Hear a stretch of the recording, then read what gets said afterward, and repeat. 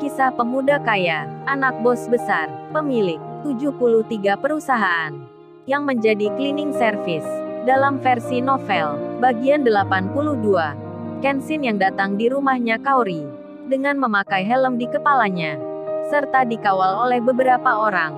Karena keselamatan Kenshin yang masih terancam, Kenshin pun kini telah tiba di kamarnya Kaori. Setelah Kenshin membuka helmnya, Pak Henry dan istrinya terkejut sekali.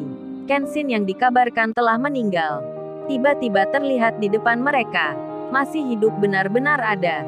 Sedang Kaori yang tak makan sampai 5 hari. Kaori pun mengacuhkan Kenshin.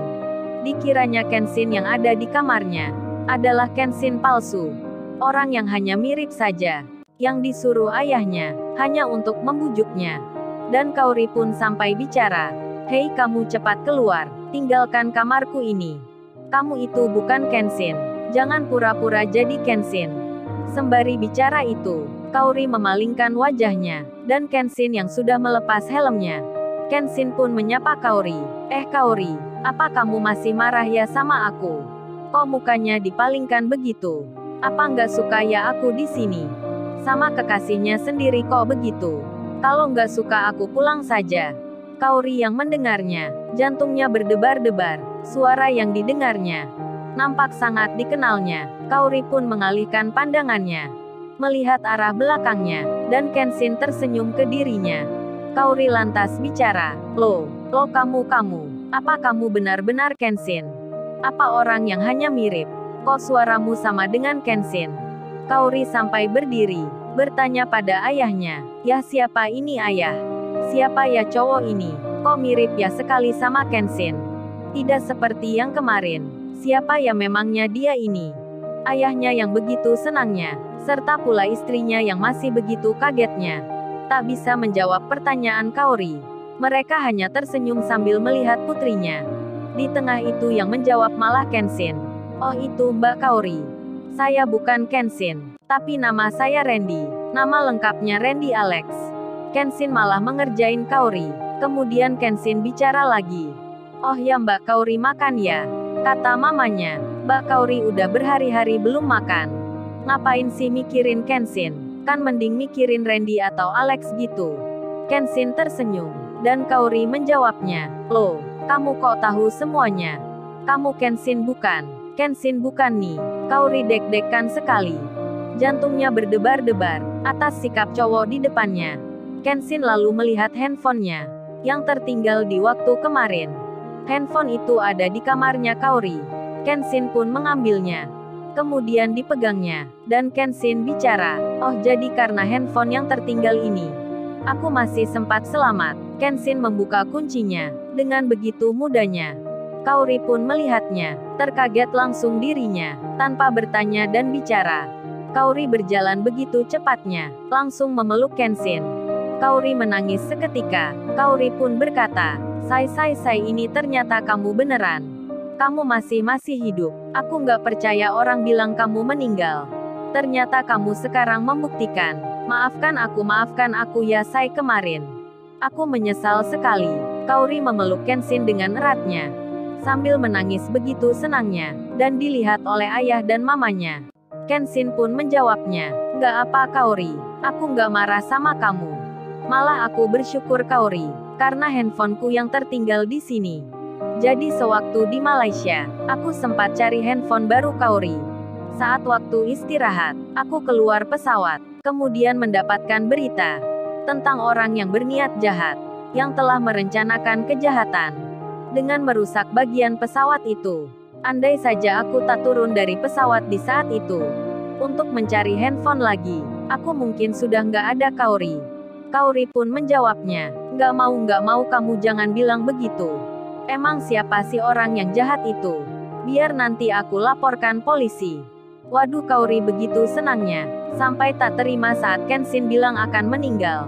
Kenshin kemudian berkata, "Oh ya Kaori aku lapar ini. Sebab dari tadi belum makan. Apa ada ya makanan di sini?" Kaori menjawabnya, "Oh ya Sai kamu belum makan ya? Kalau gitu aku siapkan ya. Kamu tunggu sebentar." Dan Kaori melepaskan pelukannya. Kaori kemudian mendatangi mamanya. Kaori pun bertanya, Ma, ada makanan nggak ma di rumah? Atau ada ikan yang bisa dimasak ma?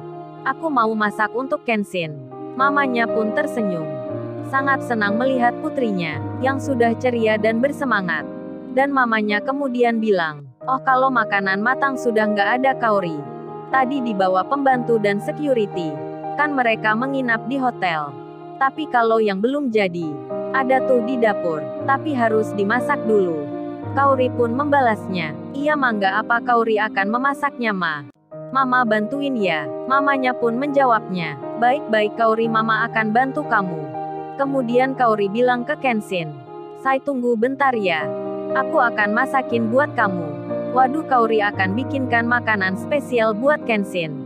Mama dan ayahnya pun terkaget sekali.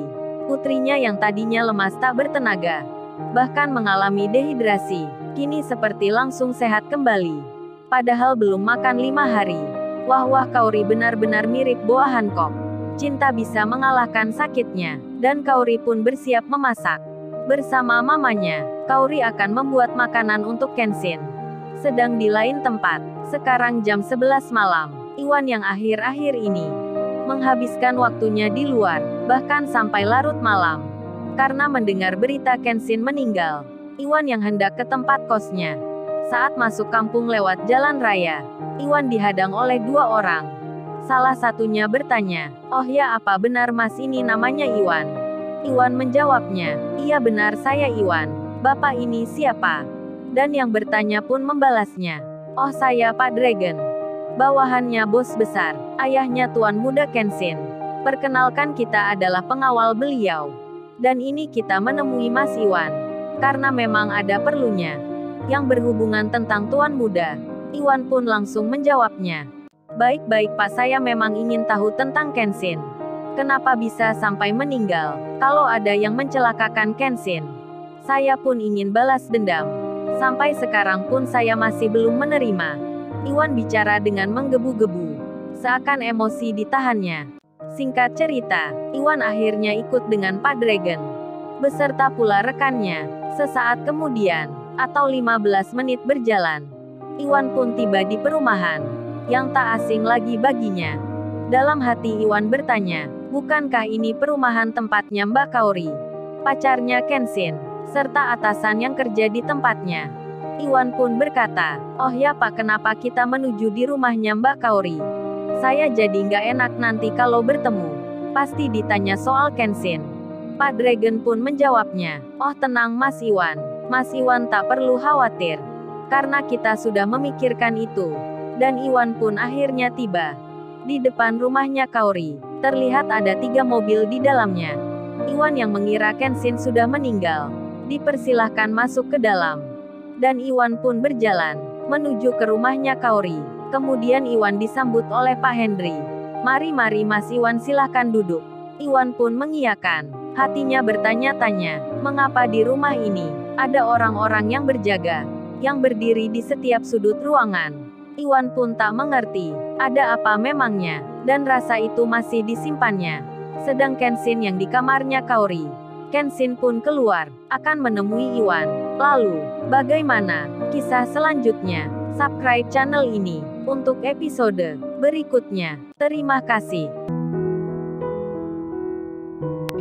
Jangan lupa ya guys, untuk kelanjutan ceritanya ada di artikel YouTube. Jangan lupa subscribe ya guys, dan tekan notifikasinya.